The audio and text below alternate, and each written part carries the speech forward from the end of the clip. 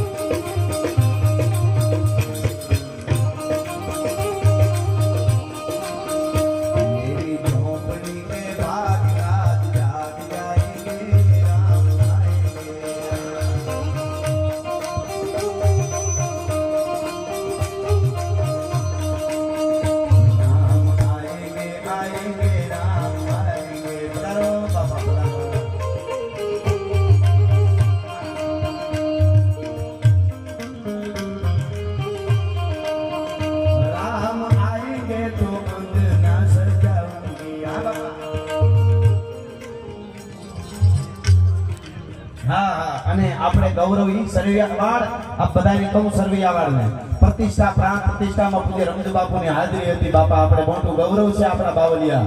હા એટલે એમને વંદના કરીએ આપણે અને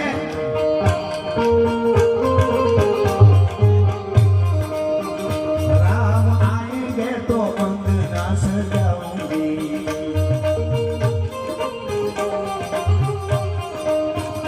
दीप जला के दिवाली में मनाऊंगी ये जन्मों के सारे पाप धुल जाएंगे राम आएंगे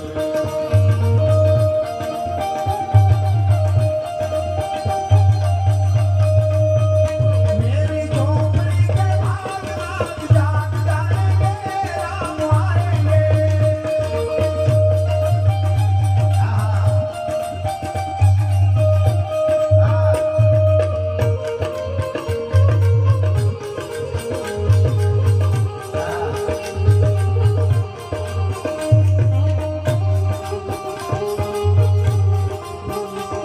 जो केसरी के लाल मेरा छोटा सा ये काम जो केसरी के लाल मेरा छोटा सा ये काम मेरा राम जी से कह देना जय सिया राम